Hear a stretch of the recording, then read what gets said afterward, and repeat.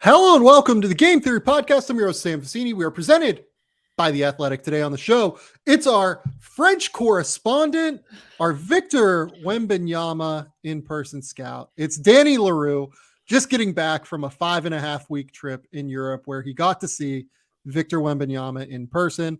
We're going to talk some Wemby stuff just in terms of what he saw as an in-person scout with Vic. And then on top of it, we're going to talk some preseason NBA trade candidates. I think it's an interesting idea to kind of set the trade market for what it could look like throughout the course of the season, just given the fact that I can't quite remember a time in the league where so few stars were even potentially available over the course of the last few years. So it's an interesting idea in terms of being able to break down what we could see, what could come available for teams that maybe don't start well, maybe teams that do start really well and are looking to expand on the trade market. But we'll get into all that in about 15 minutes. First and foremost, Danny Leroux, what's going on, man? Doing well. Still, jet lagged, had the 11-hour flight last night, but enjoying it and happy I stayed because getting to see Wembanyama a couple times in person, even if I felt like a little bit of an idiot because now he's going to be in Henderson, Nevada, and a little bit going to play against Scoot Henderson in the G League Ignite. Didn't know that when I booked all this stuff, but still really happy I did it and a really fun experience too to see domestic French League play. Yeah, so let's start with Vic. So I've talked a lot about Wembanyama already this season, and people have real interest in learning more about him. And we've broken down his game on this podcast quite a bit at this point. 7'5", something, in the ballpark of 7'11", 8-foot wingspan. Very high level defensive prospect, really developing offensively. Adam Spinella and I have broken him down to death. I think that the best place to go and see where he is right now is a podcast that Spins and I did maybe 2 weeks ago after his preseason game where he dropped 33 points, if I remember correctly. But neither of us were in person for that game. So I would love to hear from Danny what his impressions were, if only because this game from Vic wasn't his best game necessarily. Didn't go out and dominate this game. I think he had, what did he have? 10 points, 8 rebounds. The one against Pau Lacortez? Yeah. Yeah. Well, he only played 4 minutes in the first half because he got in foul trouble, in part because one of John Stockton's children sold the hell out of an illegal screen, which was correctly called as an illegal screen. And then Wembanyama, he only played 4 minutes in the first half. But I mean, really, and you and I talked about this a lot with rookies, it's about flashes, and some of the flashes there were pretty unreal. And I really also enjoyed watching, before that game, I watched Wembanyama's pregame workout. And so, yeah, the defensive stuff, I mean, 8-foot wingspan, moves reasonably well, tries reasonably hard. So you could see the outlines there. And as somebody who was obsessive over Rudy Gobert almost a decade ago as a prospect, was that even more than a decade ago? No, it was, yeah, that was less than a decade ago. It was 2013. It was 13. And so, because the idea of how you can apply length, and I think Wembanyama, he's more mobile at this stage than Gobert was. Then Gobert worked on his body a lot. You and I actually talked about that on Real GM Radio as well. But so you have all that. But with the part that was more surprising to me, I'm not as familiar with watching Wemby film yet as you are, is the offensive game. And so, yes, Wembanyama, in all likelihood, his bread is going to be buttered by his defensive stuff. And you kind of know that score, at least for now.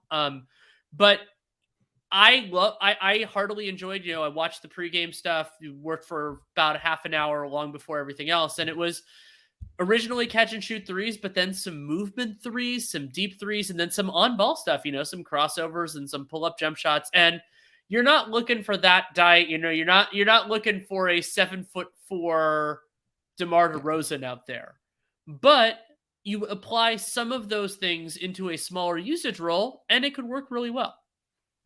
Yeah, one of the things, and you should listen to Real GM Radio, Danny's podcast, because we talk for 20 minutes about Vic, and we're not going to go as maybe in-depth. I haven't cropped it yet, but I think it might be 35 minutes about Wembanyama. Yeah, absolutely could be 30 minutes, 35 minutes on Vic. So we're going to go more in depth there on Danny's show than we did here. But the thing about that I hadn't quite put into a number form is, you mentioned his movement in comparison to Anthony Davis. Anthony Davis is more mobile, was more mobile at Kentucky, closed the space just a little bit better. His reactivity was a little bit better. Not to say that Vic is uncoordinated, but his twitching, like Anthony Davis was like special in terms of twitchiness with that length and with that athleticism and height and everything.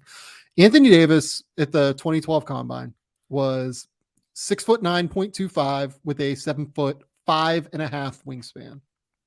Victor Wembanyama, which are very good measurements, by the way. Yes, yes, those are legit center measurements. Victor Wembanyama, if you believe John Gavoni's reporting, and I have no reason to ever doubt John, 7'4" without shoes with a 7'11" wingspan. So we're talking about basically he's going to be 7 inches taller than Anthony Davis, and he's going to be 6.5 inches longer than Anthony Davis. Like, what in the what? Like, that's a foot of margin of error, basically, like not accounting for neck size and all that stuff. Vic has a bit of a longer neck. Anthony Davis, I think, has like a bit of a long neck as well. So like, I don't think the difference there will be like enormous, but like that's such an enormous margin for error, even let alone like actual impact that he can bring if he uses that length correctly, which he does. Right. And keep in mind, this is not Pavel Podkolzin or Taco Fall or somebody who it's like they're a curiosity because of their size. Victor Wembanyama has that level of impact as a player. Oh, yeah. And he's also this ridiculous set of physical tools. And like, I mean, the mental stuff and everything else is there, but it's like, it's the building blocks are just supernatural in a lot of ways. And you do see that in person. And I absolutely lost it a couple of times watching him, but one of them, probably my favorite little clip, I'll see if I can pull it at some point, was in the third quarter of the second game, so the game against Paulac Orthez, where Wembanyama, since this is on YouTube, I can kind of do the visual of it. He blocked a shot with his arm bent, basically like this. So he never extended. He just like had his arm bent, and this is like, oh, that's all I need. That's all I need to block the shot. Just like, against, professional players. Like, it's not, the French league isn't the best league, but still professional players trying their best. And Victor Wembanyama at 18 years old is just like, yeah, that's not a problem for me at all. And he has some nice effort plays as well. And like there's this element of it. And I know because you watch younger guys a lot more often than I do, is like, I was working a little bit on the plane, one of the benefits of an 11-hour flight, on like kind of the basics of my write-up, which will eventually be done, probably next week or two. And one of the things that I was thinking about was seeing him at 18, we might be a decade from Wembanyama's best professional season. And so you're like, that's crazy. So you're like, what could he be at that point? And the answer is a whole heck of a lot. Like it's a different mental exercise. And honestly, like it is a little bit different for somebody who's playing in the French domestic league than the G League Ignite or college, just because we don't have as many parallels. Like there haven't been, Gobert did it, but then remember, Gobert didn't play a ton his first year of like, okay, the French league hasn't had this level of prospect very often. So, but you have EuroLeague and then obviously the FIBA stuff and everything else that Wembanyama has done.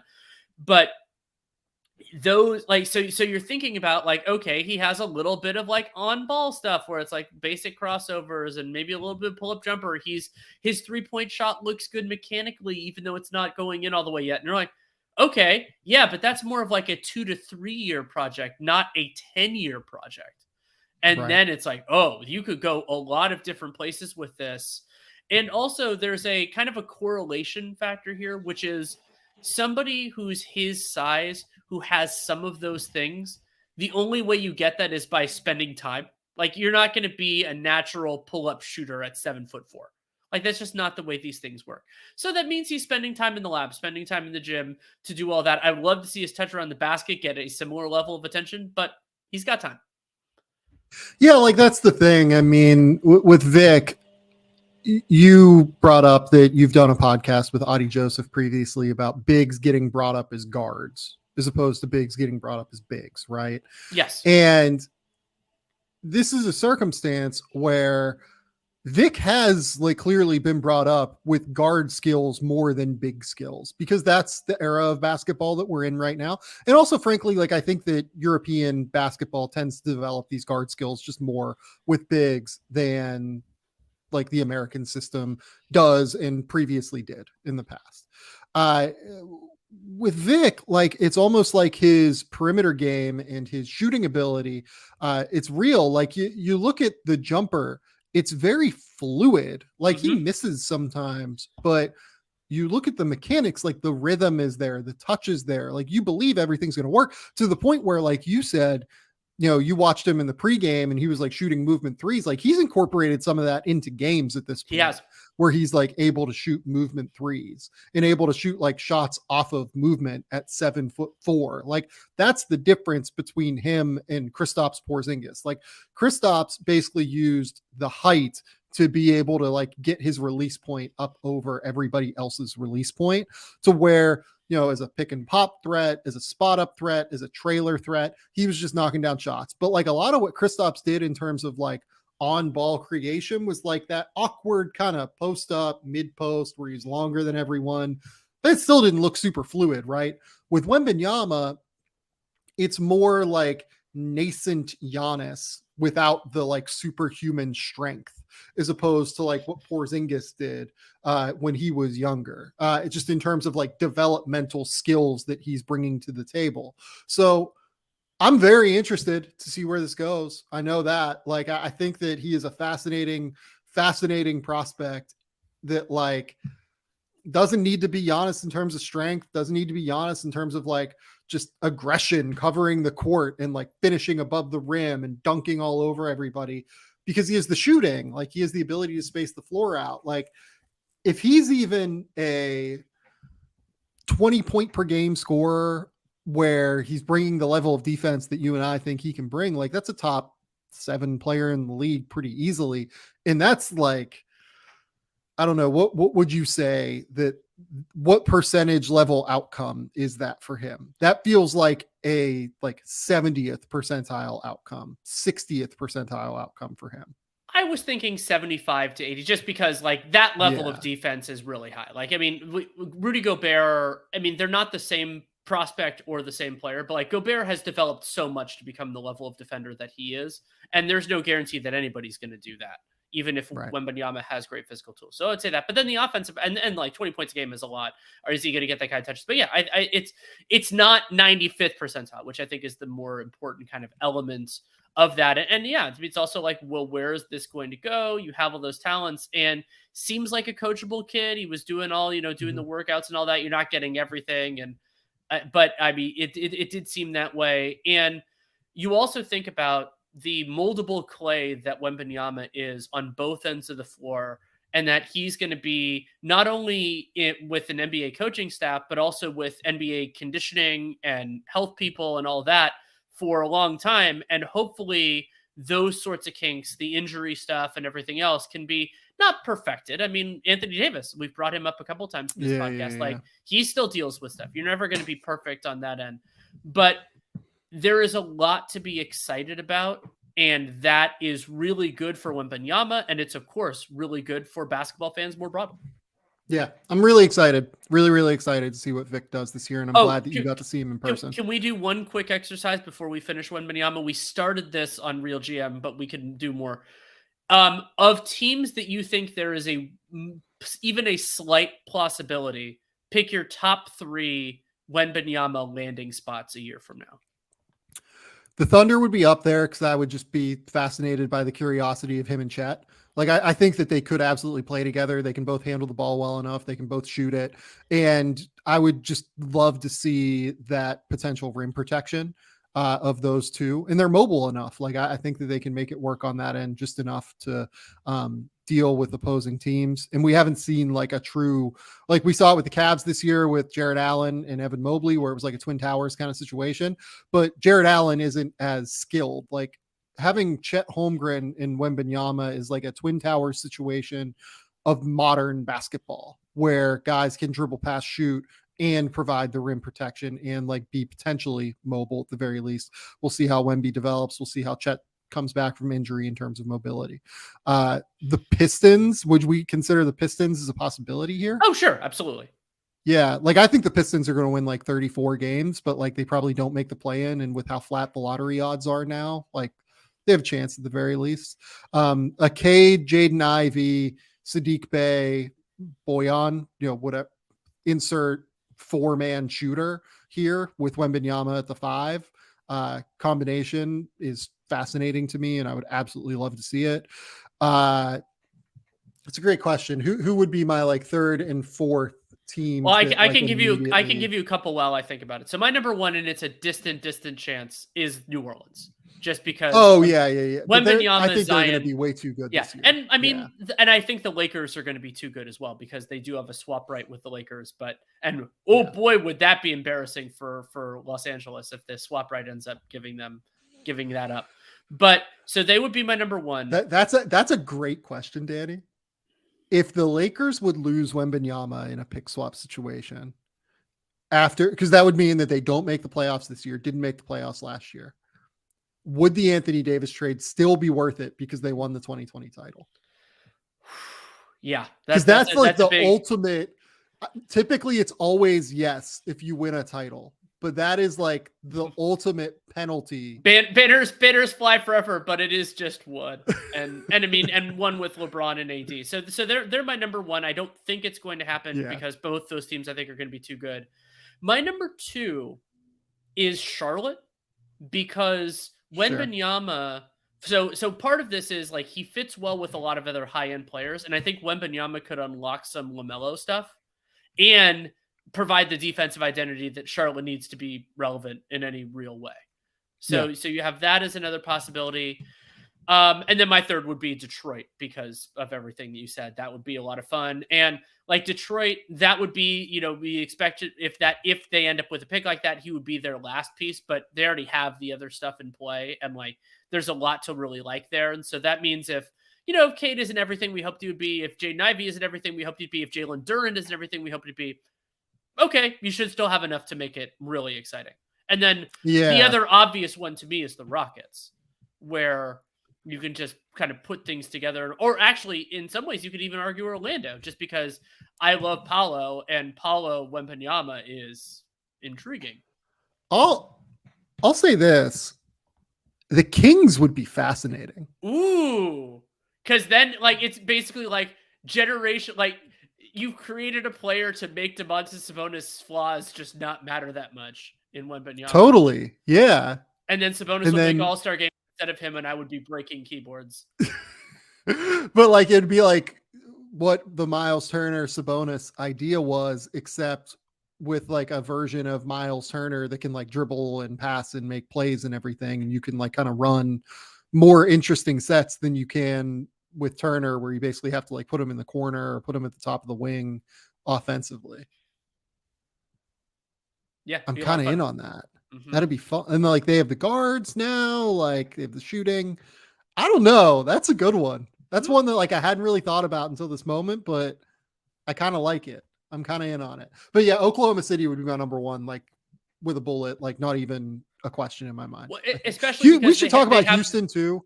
Yeah, because like Houston fans will yell at me, but like Houston with Şengün is another example of like the Sabonis ideal, right? He's not as good as Domantas is at this point, but like being able to do some different stuff with Şengün is like your combo 4-5 with Jalen Green, obviously. Jabari Smith maybe playing like the Evan Mobley hybrid 3-4 role with supersized lineups. Like that'd be really fun, I think, too. Yeah, and there's a parallel with the Rockets and the Pistons where Wembanyama gives the other prospects some latitude to be a little bit, like if any of them exceed expectations, you're cooking with gas. But if any of them don't, you're still able to weather the storm a little bit better. And that's what great players do. I mean, you could talk about various different teams over the years where it's like they had other players that we hoped were going to be in that mix and it didn't quite work out. And, that happens. Yeah. The more I think about the Rockets, the more that's actually a really fun one, I think. Yeah. So you asked me to rank, and I just like kind of went through all of them, kind of, as opposed to ranking them. Well, the other one you didn't mention is the Pacers, and Haliburton Wembanyama would be fun too. Yeah, but they don't have enough yet around them to for me to like conceptualize it. It's the same with it's kind of the same with San Antonio. It's, the same with whatever Washington becomes, same with Utah, right? Like they just don't have enough like long-term pieces there for me to conceptualize it, unless you're like all in on Ben Mathurin, which I do really like Ben, and like the Haliburton, Ben, Wembanyama trio would be really fun. But you asked me to rank. let's do before we do that. Let's do this one other thing very quickly. Yeah, Ignoring yeah. team quality, you can put Wembanyama with one other NBA player right now. Who would it be? Zion. Yeah, same with me. Not even question. Oh, Like that would be it's a Zion. dream. It's a dream and a half. Yeah, Zion is the guy. And like, look, if you think the Lakers are going to be a disaster again this year, like, not impossible, but I don't think they're going to be that bad. Yeah. I don't think they're going to be that bad to where this is a actual possibility. Is it perverse that I'm kind of hoping for it just because that faint possibility of Wembanyama Zion is just so tantalizing that's just like whatever can make it happen. I can't root for disaster in that No, way. I can like, and LeBron is like, it's not like you're rooting for disaster with one of the greatest players of all time while he's still contributing. So I'm not. Yeah, no, I can't quite get there. My ranking would be Oklahoma City 1, Detroit 2, probably Houston 3, Sacramento 4, I think would be my response here. Orlando has enough bigs. I do like the idea of Paulo, Franz and Wembanyama with all their guards, but Wendell Carter and like they just have a lot of dudes there. And I want to see how this year goes for them as well. Like I want to see how competent all of that looks. There's obviously the massive, whatever the fuck Jonathan Isaac's going to be question that is hanging over that organization. Yeah, like I think that I would go Oklahoma City, I would go Detroit, and then I'd go one of Houston or Sacramento is my top 3 Wemby landing spots. The idea of them being able to play super big with Wembanyama, Şengün, and Jabari Smith, the more I think about it, is really fun when they already also have like the primary guard in Jalen Green as well. That could actually like lead to very quick positive results for Houston. Okay. Let's move on. We wanted to talk about trade candidates. Trade candidates this year is kind of a fraught exercise, I think, because the first time in a while, at least, it feels like there's no star player available, like realistically available. I talked about in the last show with James Edwards. I don't see the Shai Gilgeous-Alexander thing is remotely reasonable. I don't really like see Bradley Beal as being on the market right now, if only because like that situation, it just seems like they want to continue surrounding Brad with players and trying to make it work. It's hard to find the next star that's going to come available, which creates an interesting trade market because I wonder if we could see, because of that, more like mid-tier trades throughout the course of the season, because nobody is waiting for that like primary domino to fall unless the Nets just like completely fucking bottom out and Kevin Durant is like, get me the hell out of here, which I don't see happening as a mid-season trade. I don't either. And so once you get through the meat of the offseason, trade kind of discussions become more about supply, who is on the trade block, than about demand, because demand is always going to be there. Like the example that I've brought up a lot here is Jaylen Brown. So Jaylen Brown would make a lot of sense on a lot of teams, but unfortunately for those other teams like the Memphis Grizzlies or whomever else, Jaylen Brown is already on a good team. He's on the Boston Celtics, and they're presumably going to keep him. That could theoretically change a year from now with like, depending on how he's feeling about extensions. But I don't think it's going to happen in season. But like, that's generally the way. But like with Jaylen too, particularly, Jaylen can't extend that deal. Like it's not too right now, low. No. Yeah, to where like he's going to be able to make an exorbitant amount of money by waiting to extend. He is at what, like 22 a year or something like that. And like 125 of 22 a year just doesn't get him in the ballpark of what his extension number can be. Right. So you could either see Brown making an All-NBA team, and then that would make him designated veteran eligible, or theoretically, if you play out the string all the way, then he could be eligible for the 30% max on a much larger cap. That's probably not going to be the full like new TV deal, but it seems like revenues are going to be pretty good over the next couple of years. Yeah, it's very similar to Zach LaVine, where the Bulls were in this kind of precarious situation where they couldn't really extend him. And so you have to rely a lot on your kind of intel, on talking with him. And Jaylen Brown has no incentive to lie. Like he's going to tell them whatever is in his heart. And so if Brad Stevens and Boston feel comfortable that they're a successful situation, he's laying down roots in the area, they're going to be a title contender in all likelihood, then you can probably roll those dice, not for this year. This year you're locked in, but for next year, then you start to really think about it. But yeah, I mean, the Jaylen thing doesn't become an issue until 2023 off season.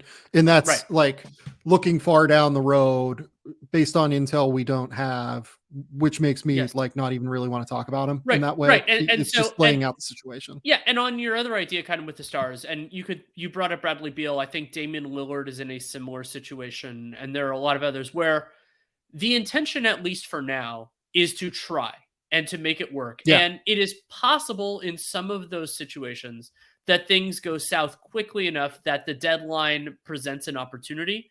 That is a possibility, but I don't consider it a probability for any of them, in part because I think a lot of those teams are going to be good. And like, we don't know. Or at least trying to be good, and will be like at the edge of the playoff picture. Like Portland will be at the edge of the playoff picture because 4 teams in the West, or 3 teams in the West, right? In Oklahoma City, Houston, Utah, and San Antonio.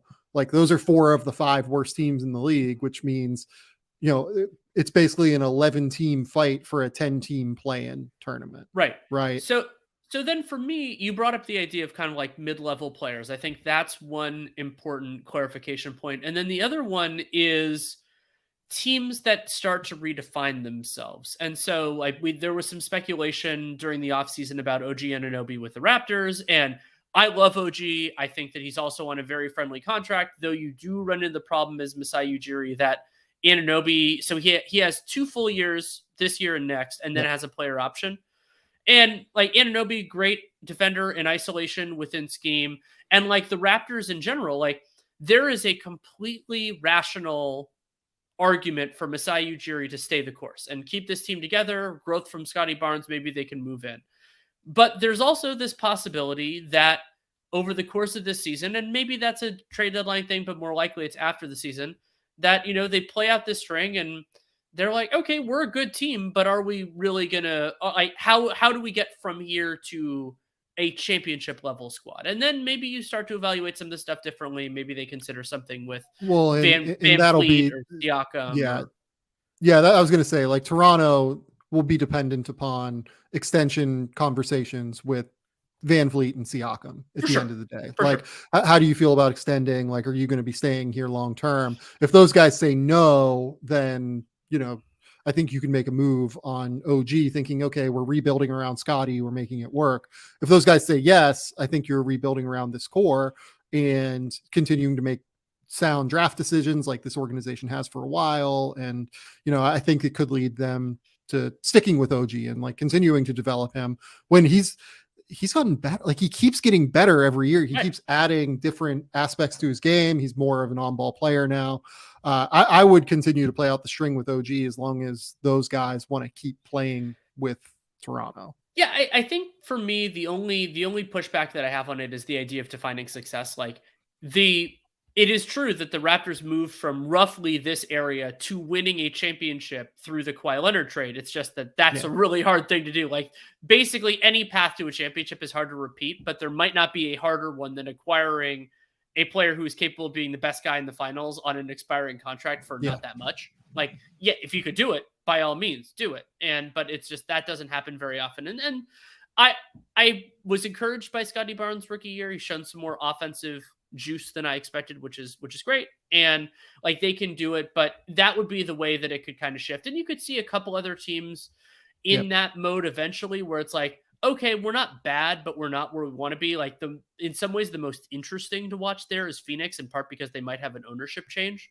And so we know DeAndre Ayton's relationship with the Suns in many different ways is tenuous. And then that's the primary name that I think like is, I mean, just look at his body language in these media things. And like DeAndre is a different human being. I think like we've learned that throughout the summer, and that's always been the, book on him. He's, a guy that likes to keep to himself, play video games, but also will come in, do the work, high level worker, good teammate to have around for the most part. Like it's complex with DeAndre, and how he's feeling now could change if this team starts winning again and everyone's happy, or it could be in January, they kind of have to move him.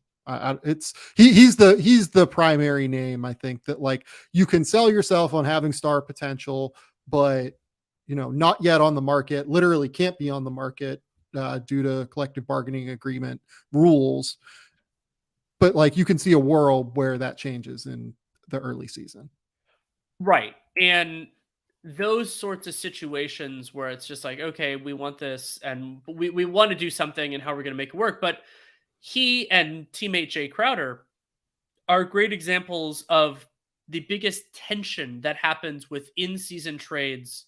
And that is, generally speaking, whether we're talking about great players or we're talking about mid-level players, the general flow is that you're trading that established player to a good team in exchange for assets, whether that's young players already under contract or draft picks, and then enough salary to make it work. And so it leads to this natural flow where you're trading good players to where they need to be, and then in exchange for assets which go to the teams. So it's a reorganization that makes sense.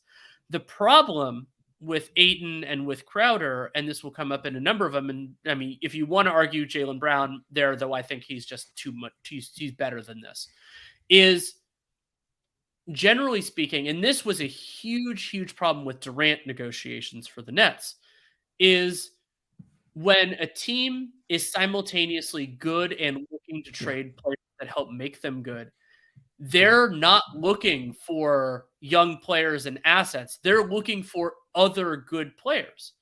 And Crowder, in some ways, is actually an easier person to explain this than Ayton, because it's like, okay, so if the Suns trade Jae Crowder, what are they looking for? And they could use talent almost anywhere, and potentially even you could use Crowder to get somebody who is a center. Yeah, I have a fun fake trade for Jae Crowder that we'll talk about in a minute. But so you have that sort of an idea where it's like, okay, and that's why my general premise has been, if the Suns trade Jae Crowder, it is going to make them worse for the 22-23 season. And they might be willing to do that, but that's just what they're going to have to, what they're going to have to accept with that is just, and because also the teams that want Jae Crowder need, this forward who's maybe more of a 4 than a 3 at this point in his career.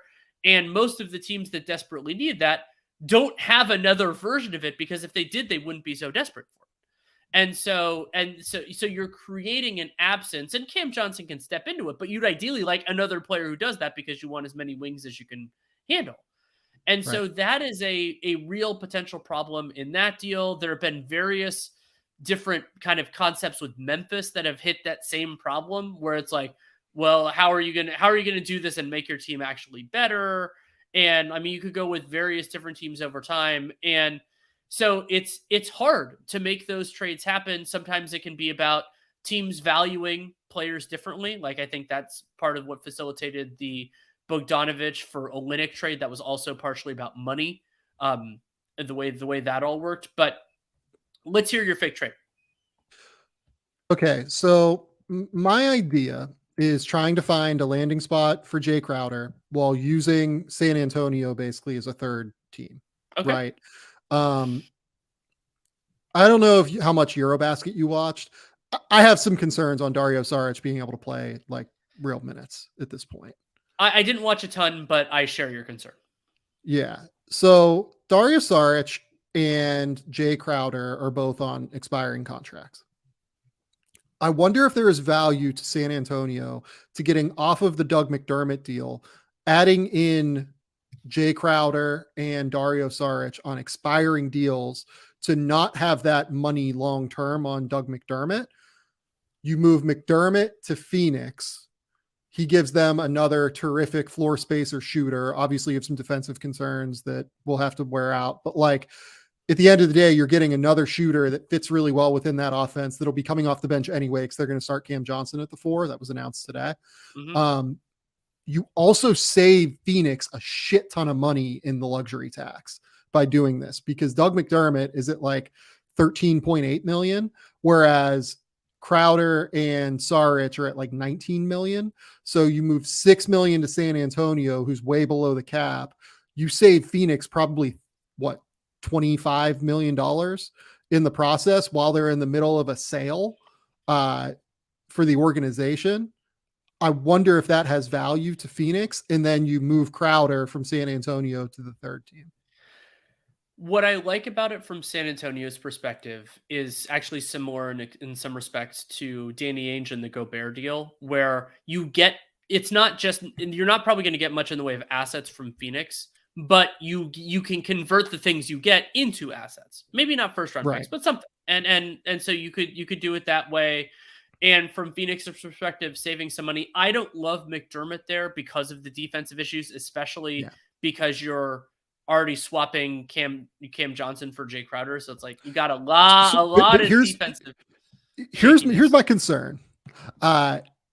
What has been the driving force for Phoenix? Look, I think they can probably do better than Doug McDermott in general. As like, if you're trying to maximize the player value for a Jae Crowder trade, I think you can do better than Doug McDermott.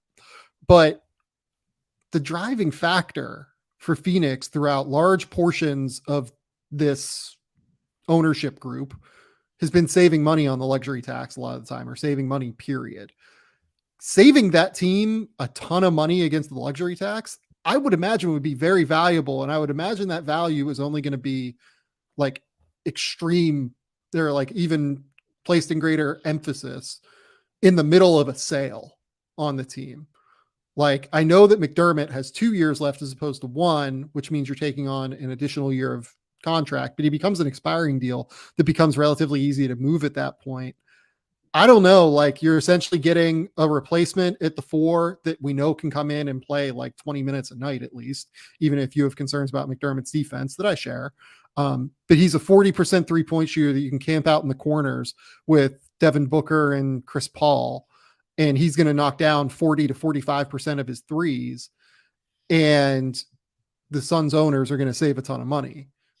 That seems fairly valuable to me, if given what we know about Phoenix's general situation. And on top of it, we're also considering the Cam Johnson of it all here. Cam Johnson is expiring, obviously. He is extension eligible right now. He'll be a restricted free agent next summer.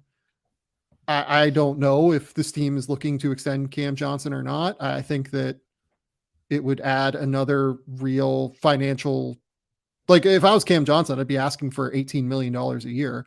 And I don't know if the Suns are going to give him 18 a year to be their 5th or 6th best player.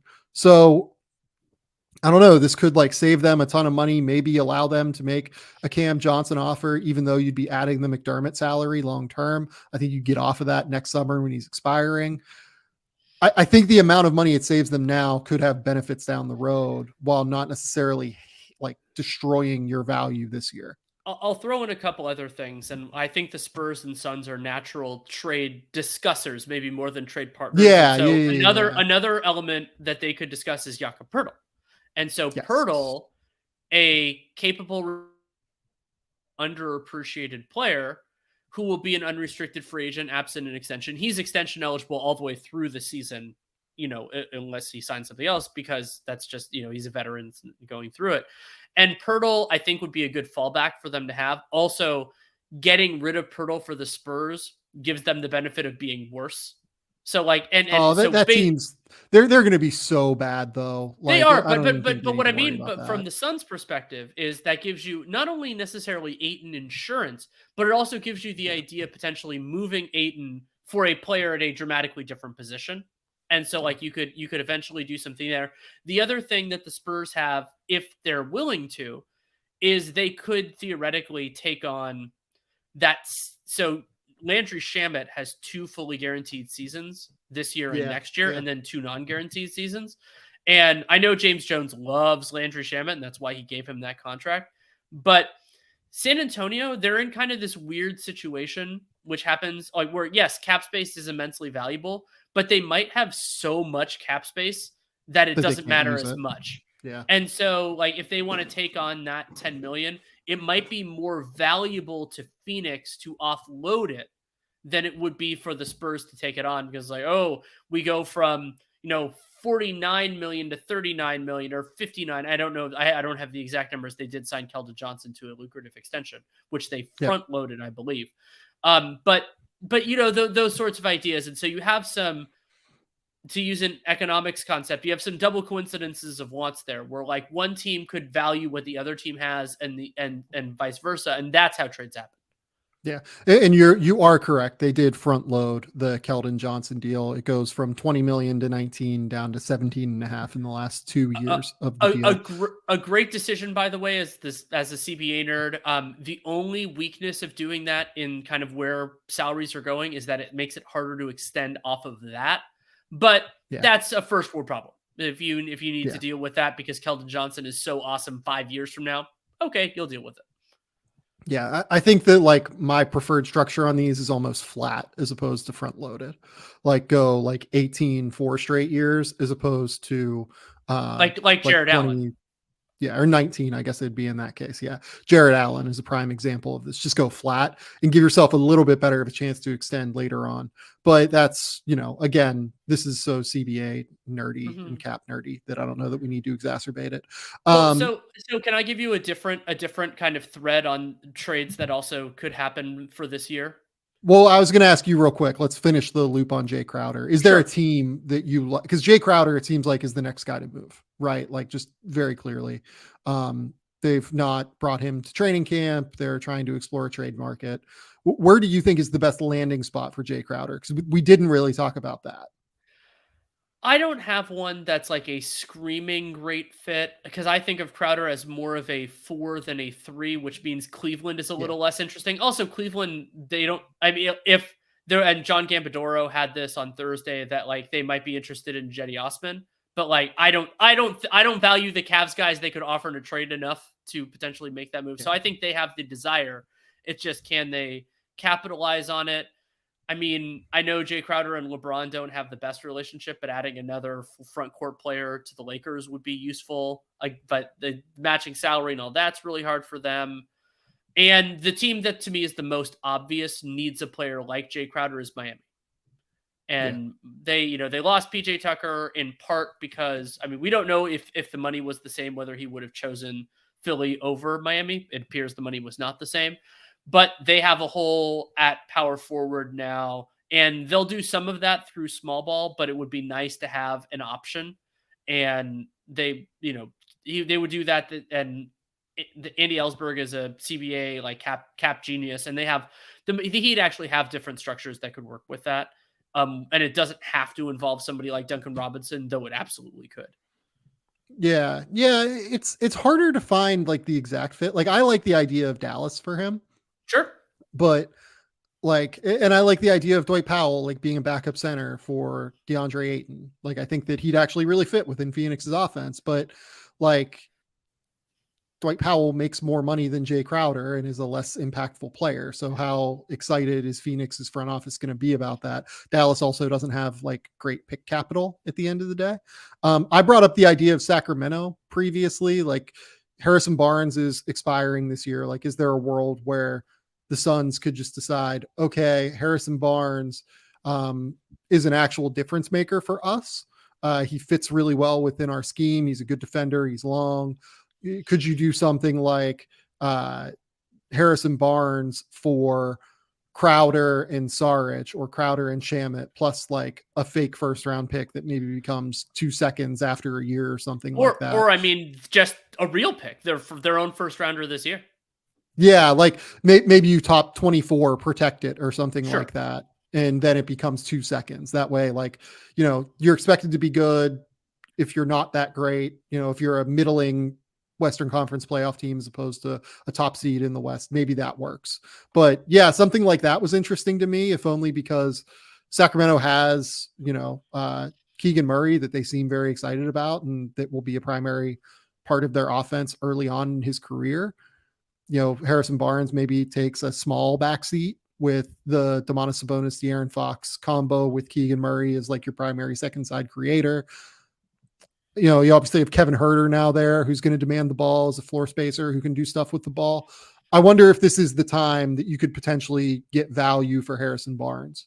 And Harrison Barnes is valuable to Phoenix, I think. I love Harrison Barnes. I would like to see him on a better team than Sacramento. I wish it happened 2 years ago. If it happens now, that's great. And so, yeah, I would be fully on board with that. Yeah, like to me, it actually it hits a lot of targets for Phoenix, where if you did Saric and Crowder, it actually saves them a little bit of money against the tax, not like a crazy amount of money, but like, I think Harrison Barnes makes like $1 million less than that duo. So you'd be saving what, like $3 million or something like that. So you'd be saving $3 million against the tax. You'd be saving $1 million in salary. You'd be getting a better player. You'd just be giving up a later pick. Like that seems like a reasonable move to me across the board. It's another one of those potentially expandable ones. Like you could theoretically add Rashawn Holmes to the deal as another Ayton potential eventual replacement. The idea brought up before was Shamet, even though the Kings don't need him. They have a bunch of other two guards, but like to balance the money, like especially if the Kings are getting some real assets in return, like they can give things to the Suns that are valuable to the Suns. So you could do it that way. There's another natural set of trade discussers.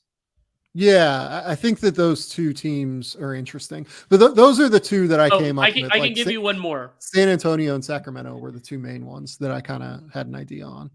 In a world where Julius Randle was not an integral part of the Knicks' plans, Jae Crowder as the 4 in their structure would actually make a lot of sense. Because he would lower usage, capable defensively, would fit well next to Robinson and Hartenstein as kind of like a fit there. And actually, I think he makes a lot of sense with their backcourt too.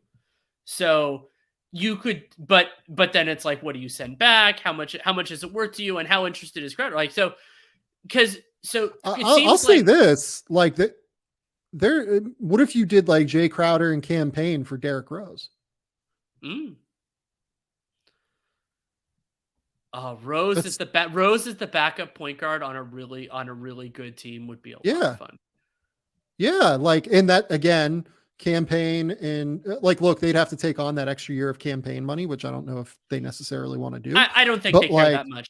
It's not that much money. It's only $6 million. Yeah, like you get your third point guard behind. They have Emmanuel Quickly already, who's like ready to step into backup point guard minutes. I think. Like, I don't know. That's not a bad one to me either.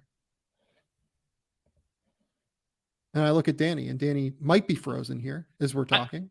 I think we're okay now. Okay.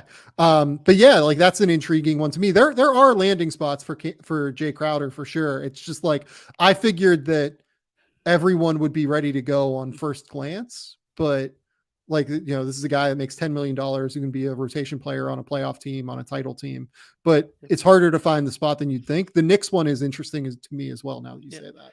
So can I throw another concept out at you? This is kind of my favorite type of in-season trade, which is established good player who eventually either at the moment or eventually is going to be supplanted by somebody else. And so I don't think this one is going to happen, but a good way to explain this is theoretically, if Onyeka Okongwu looks good enough that the Hawks think he's the center of the present and or future instead of Clint Capella. Yeah. And so that's how the pieces on the board shift. It's not we're going to be bad and we're tearing it down. It's, we have this guy. So now we can put this into the mix for everyone else. And those can be really fun deals because it opens up new possibilities. Yeah, I like that one as well. I have a list of guys here. The other team that we have to talk about, I think, is Utah. Utah seems to be giving signals that they are pleased with the roster they have and are willing to go to camp with it. That's probably true. I believe that. But obviously they have Jordan Clarkson, Mike Conley, and Malik Beasley as players that could help, teams off the bench this season very easily.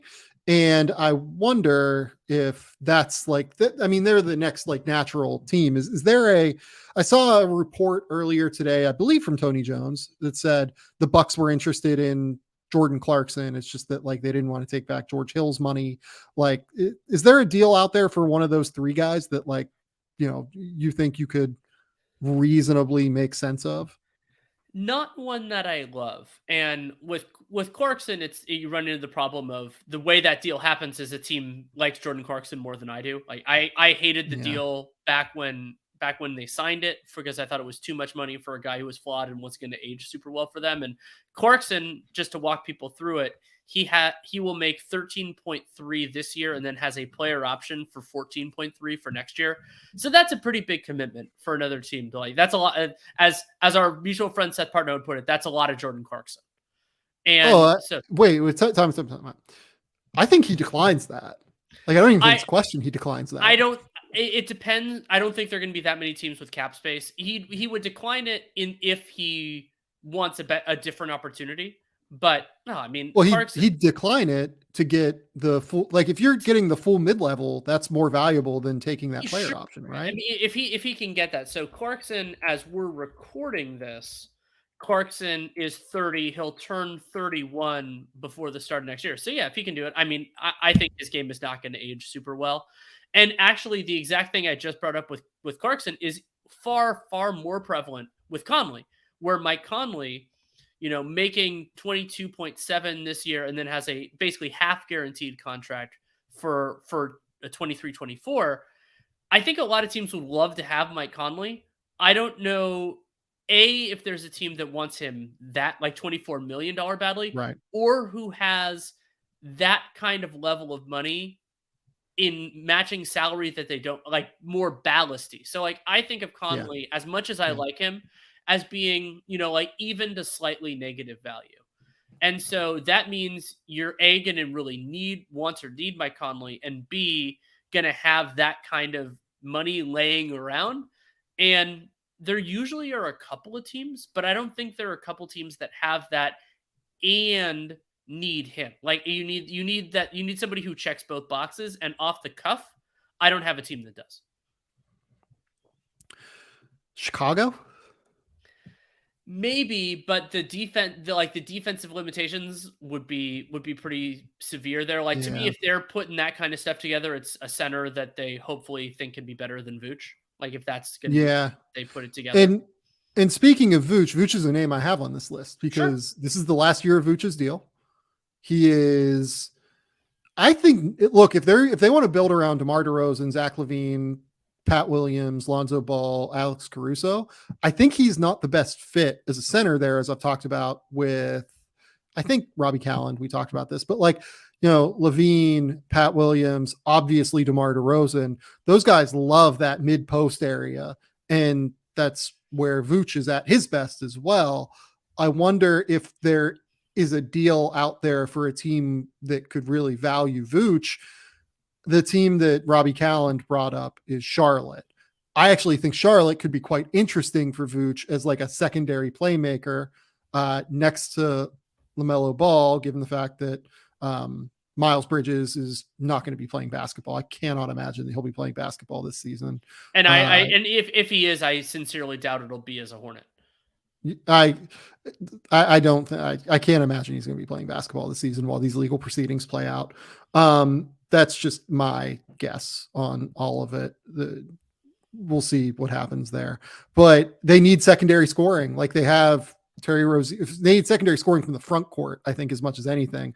A lot of their scoring comes from the back court. I wonder if Vooch could actually really help them at the center position quite a bit. And then maybe you could do like a PJ Washington and something for Vooch. Yeah, maybe that's one. And then do you mind if I throw out another trade genre for you? And I have a player in mind here. Yes. It's the we like the guy we have, but can we do better? And so for me, that's D'Angelo Russell. And yeah. Minnesota they added Rudy Gobert. It's more the time is now than it was before. You have Gobert and Towns and Edwards. I mean, Edwards he's going to have a longer window. And so I believe that you want another creator. Like, I don't think especially with the reporting that Edwards is going to have a lot of defensive responsibilities this year, I don't think you want to put it all on Towns and Edwards. But not only because of Russell's defensive limitations, but also like he has some injury stuff and the aging element. So Minnesota at one point, like I had this idea that they could theoretically use cap space instead and like go after somebody. And that is still a possibility. They put, like Torian Prince has I believe his is structured as a non-guarantee rather than a team option. But the more logical path for Minnesota, if they assess that Russell was not their guy, is actually to trade him for that guy. I don't know necessarily who that is. Like, I don't think Conley is good enough. Like, if Conley were 8 years younger, then of course he would be an awesome fit. But that gets a little bit dicey. But like, so the idea is maybe it's more of a secondary. And the funny thing about you're pairing this player with Anthony Edwards is they could be a lot of different heights. This doesn't need to be a 6'2" guy. Right. This could be a 6'7" guy. Just somebody who you think can play, who can who can shoot a little bit, who can pass a little bit, and who will be in your closing five. What if it's Dallas? What if it's like Dinwiddie and like Tim Hardaway or something like that? Yeah, that's a possibility. Yeah. What if you go depth, basically, is my point, instead of like singular guy? Like you get Dinwiddie to be like your point guard. You bring Tim Hardaway off the bench. Like this Minnesota team, they lost a bit of depth in that Rudy Gobert trade. Like, even though that wasn't really talked about, the pick capital was. But like you look at this team, it's right now D'Angelo Russell, Anthony Edwards, Jaden McDaniels, Karl Towns, Rudy Gobert, with Kyle Anderson, Wendell Moore, Jalen Noel. You're hoping for health from PJ Dozier.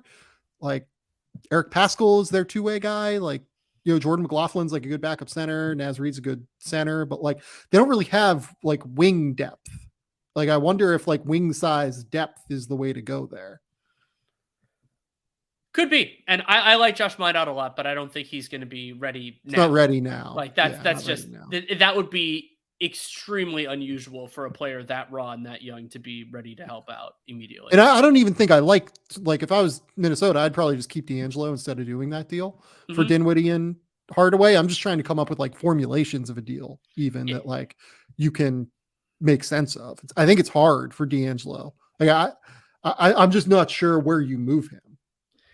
It's difficult. I mean, you could draw a scenario out where Orlando thinks he's a better creator than the other guys they have, but I would rather put the ball in Paolo's hands, give Cole Anthony a roll of the dice, and they don't really have the long-term money, because the two conceits for a Russell trade partner is, one, a team could be interested in an expiring contract in exchange for a long-term one, even if they think that player is good, just because of the way their books work. Like that happens from time to time, where it's like, we have a guy, he's pretty good, but our team is really expensive or something else. Like that could eventually be something that happens with Anthony Simons. It's not right now, but like where we don't think he's bad, but our team is crazy expensive. We're going to do something different. And then the other is kind of just needing like wanting that kind of a creator, like that somebody who can shoot and who can function on and off the ball. And I mean, but it's always hard. This too, where it's like, I'm lower on Russell than the consensus, just like a lot of the guys who talked about, Vooch and everybody else. It's like, well, why would you want him? But there are teams that really like him. Russell has constituencies all around the league. Yeah. Like Washington, was in the market for a point guard this year. Like, right. What if it's, they think Kyle Kuzma is going to leave in free agency, and, it's Kyle Kuzma and Monty Morris, for D'Angelo Russell or something like that. They'd have to add a little bit more money, I think. Barton or somebody. Yeah, there are a lot of different constructions with a team like the Wiz that could work. Yeah, Will Barton and Kyle Kuzma. Actually, I think that's a move that like you can make a case could potentially help Minnesota if you think Anthony Edwards can like play point a little bit more and like be your primary ball handler. Because that would be like multiple big defender. Well, Kuzma is like good as a shot creator defender. Will Barton's like a good shot creator. I don't know. That's not actually bad the more I think about it. I don't know. Like the other guys that are on my list here that we talked about Poeltl briefly. Center market, obviously. I think Poeltl, by the way, is like, if I was San Antonio, I would be offering him the max 125% extension and seeing if he takes it. Like, I don't think that's terribly far off what his value is. I really like Poeltl, but like, is he really going to get 19 million, 20 million on the open market. I'm pretty skeptical of that, aren't you? I am skeptical of that. And generally speaking, those non-star centers can get really squeezed. Like Yeah. it's a tough place to be. And especially if San Antonio is not on national TV a lot, they're not at the forefront. Like the circumstances are trending in a way that could lead Jakob Poeltl to be undervalued by the market. Yeah, like I think you and I would both rather have Jakob Poeltl than Mitchell Robinson pretty clearly, right? I would. And I mean, Robinson has a higher ceiling, but Poeltl has been the better player so far. Yeah. Yeah, it's probably fair. And Jakob will be 27, I think, in October. So, but man, he took a bit of a leap offensively last year, like just enough of a leap to where you can like see him as a zero offensively now. Whereas before it was like good defender, just a zero offensively. He's not quite that anymore. Like he's a great defender that's a negative offensively now, not like a pure zero. Another guy I think we should definitely, talking about trade possibilities is Myles Turner. And Turner seemingly battling Marcus Smart for the longest time on the trade block while staying on the same team. And with Turner, the sales pitch for me is very easy. We don't know why Myles Turner is still on the Pacers, whether it's that the Pelicans or sorry, not the Pelicans. That's a place I've wanted him to go for 5 years. But whether the Pacers are asking for a lot and not getting it, or they're just not getting strong offers, we just don't know. But a defensively really capable guy who, offensive role is going to be very subtle. Of course, Caitlin Cooper has done excellent work on that for Indy Cornrows, but that is actually an extremely valuable player type in the modern league. And center is overstuffed, but there are a lot of teams that could use a guy who spaces the floor and doesn't have the ball in his hands a lot, who is as good defensively as Turner has been. The team that I wonder about there a little bit is I don't think Milwaukee has the pick capital to get it done. Oh, I wish they could get him. Yeah, that's kind of like an interesting one because you can get pretty close with the Brook Lopez money. Brook Lopez only has 1 year on this deal. You'd need to find value. They'd have to maybe really like Marjan Beauchamp or something like that. But I wonder if that's a phenomenal fit for them. That's such a good fit for them, I think. I can give you a couple. I've thought about Myles Turner trade destinations forever.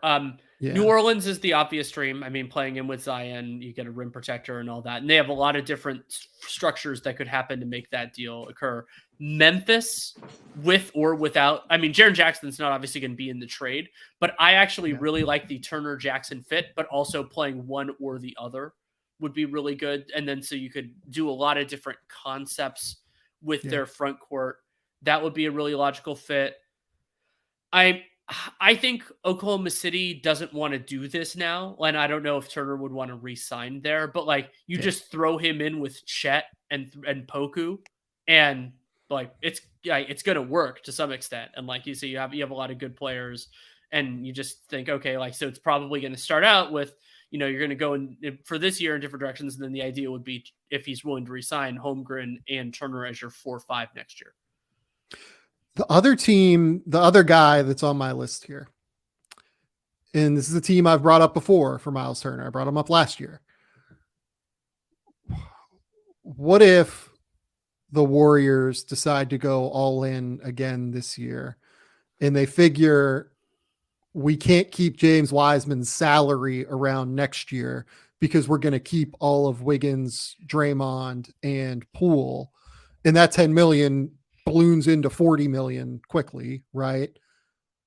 What if you picked up Wiseman's option in October? I can't imagine they're not going to pick up that option, right?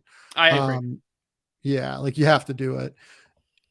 But you do it essentially to move him knowing that you're going to keep the core that you have and then use Wiseman as an all-in trade chip this year for an expiring. And your idea would be that if you're the Pacers, you get a flyer on a former number 2 overall pick for Myles Turner. It would be expensive for the Warriors, especially because presumably you're doing that to re-sign Turner. And the kind of the well, no, fast. I'm saying don't do it to re-sign Turner. I'm saying just for this year to Yeah, give them a boost, give and them a then he's boost. Sure. expiring, and then you move him. Then he just moves. Yeah, At the end you of the could, year. and you could do a sign and trade. He's not base year compensation is probably not going to be an issue.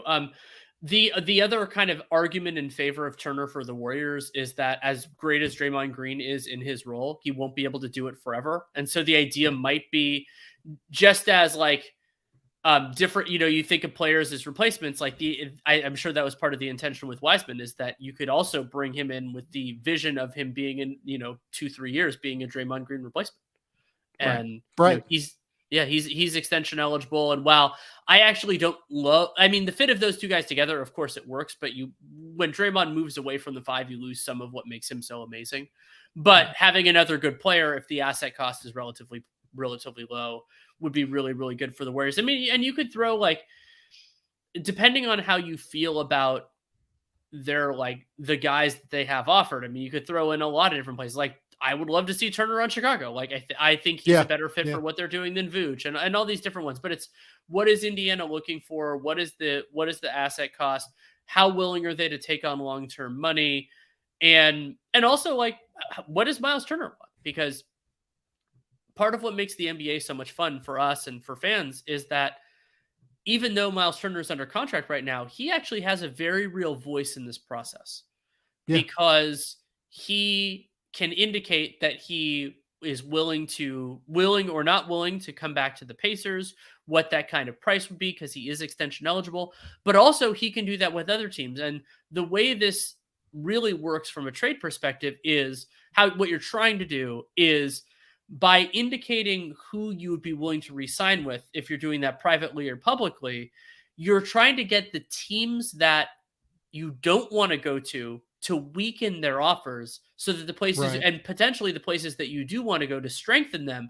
So it kind of, it sorts itself out, and you get more likely to go where you want to go.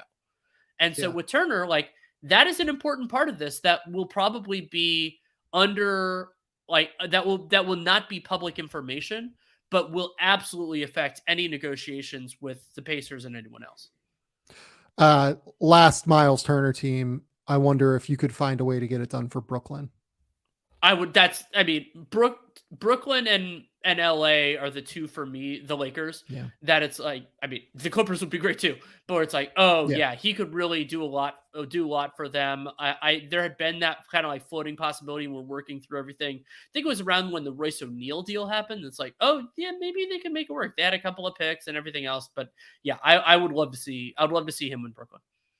Yeah, maybe it's something like, if they really like Cam Thomas for a reason, you do Seth Curry's expiring deal. Cam Thomas doesn't quite get you close enough money wise. You'd have to find another slot. I just kind of assume they're not going to move Joe Harris, because they really seem to like Joe Harris.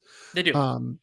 In Brooklyn, like, Joe Harris's money is basically a perfect fit for Myles. Hilariously, it could eventually be Royce O'Neal, but I think there needs to be a little bit more lag time than they've had so far. Actually, he was acquired via exception, so they think they could technically do it. Yeah, they can. I just don't think they want to. Yeah, I just don't know if they would. Like, it gets hard. Like, you can't even accumulate Curry, Thomas, Yuta Watanabe, and Day'Ron Sharpe. Like, that still leaves you $300,000 short of a deal. So, like, it almost would have to be Joe Harris, unfortunately, but I don't know that that's a move that Brooklyn would be willing to make. For, Joe Harris is a good player.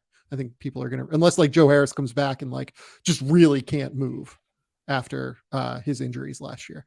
Right. So is there any other, guys that you want to talk about here? Like, look, like, I have on my list, like Gary Trent is interesting, if only because he has 1 year left before he has that player option next year. A lot of teams, I think, could really see Gary Trent as valuable. I have Kyle Kuzma here, which we briefly talked about. Dario Saric's money is, a thing that could be eminently movable for Phoenix. Orlando just has like a big roster glut of young players, which could always lead to something of a trade depending on how their season goes. It's just like, you have no idea how that's going to go early in like the process there, I guess. So it's not even worth like speculating on certain names. Like other than maybe Mo Bamba midseason, because Mo Bamba got his maybe like because you and I had questions on why that Mo Bamba thing happened, right? Like why would he resign there? Maybe it was to get the most money possible with an understanding that he'd be moved. Like once he could be moved. Yeah, that's a possibility. And like the Magic also have Gary Harris, who I think is like he's a prototypical could help another team more than he's helping the Magic right now, assuming they don't want to win a lot of games this year. And so yeah, I mean, I don't think that's necessarily like the sexiest trade conversation to have, but he is a possibility there for sure.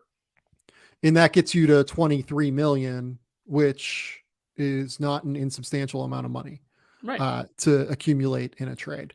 I'm just kind of throwing out ideas here at this point, though. So the other kind of team / player that I don't think we need to discuss it heavily, but it's one of those like situations that would matter if they see it the way I do, which they don't, is the Grizzlies with Dillon Brooks.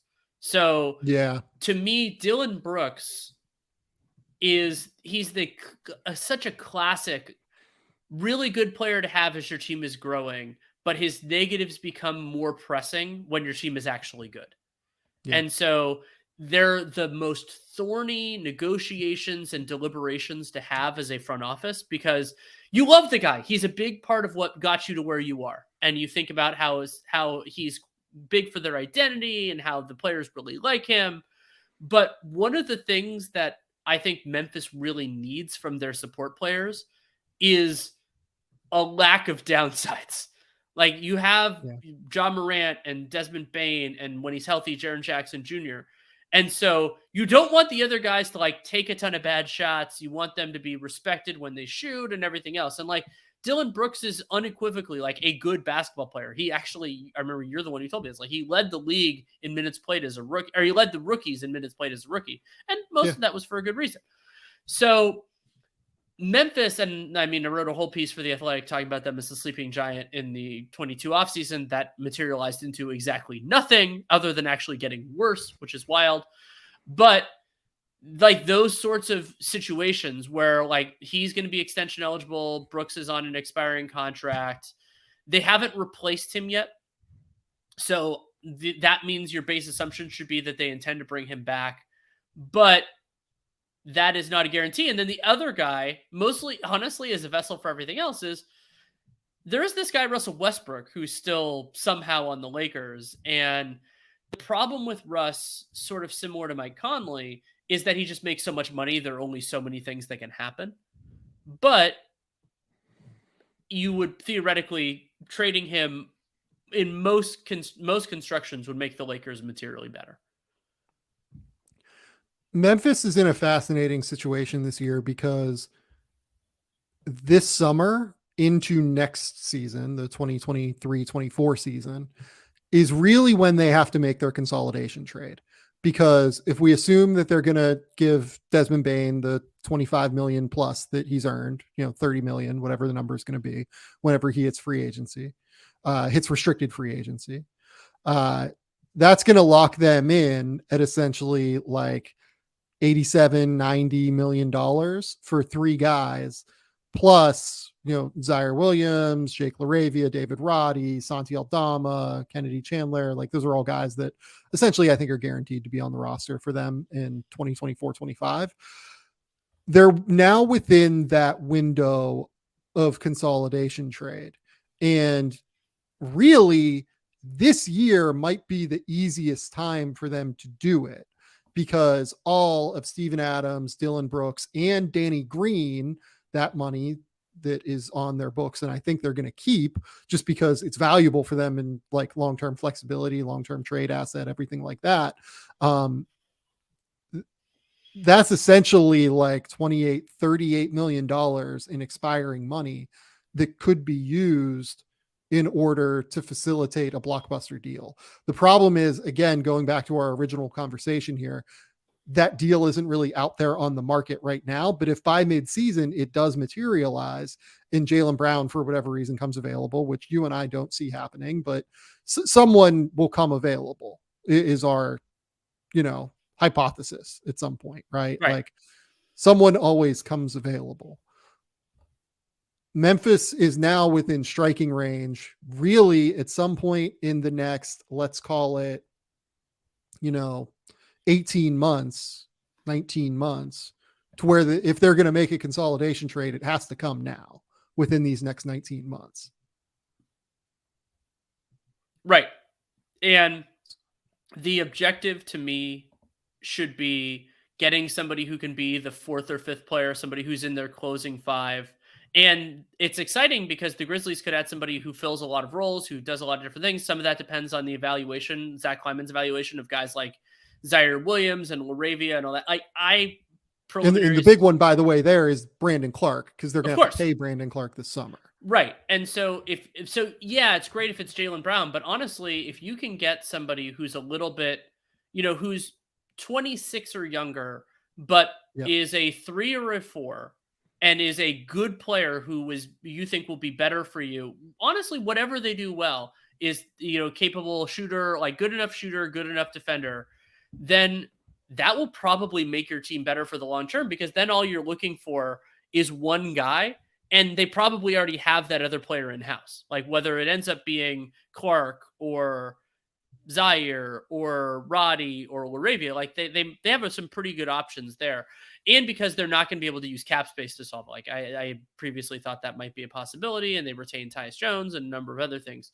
So yeah, it is the next 18 months to me. It's not like ceiling, because that's more about Ja Morant and Bane and Jaren, but it is so important to, okay, are these guys like feisty and in the mix, or are they like a real, like serious contender? Yeah, I think they're going to make that transition to where they are a serious contender. And you bring up the idea of using cap space. The problem is there's just not someone to use cap space on unless Chris Middleton leaves Milwaukee. Like that's the only name for them that I think like you can make the case is a real difference maker for them that is in free agency next year.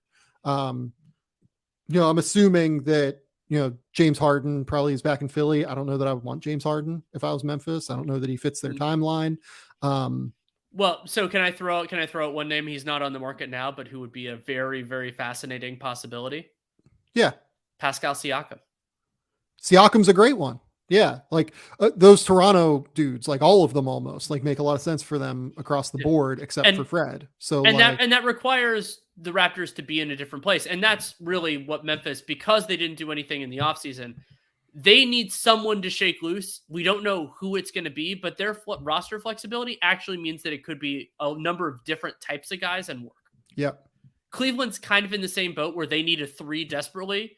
And it would be great if it's a specific thing, but they just need someone, and we just have to see who it's going to be.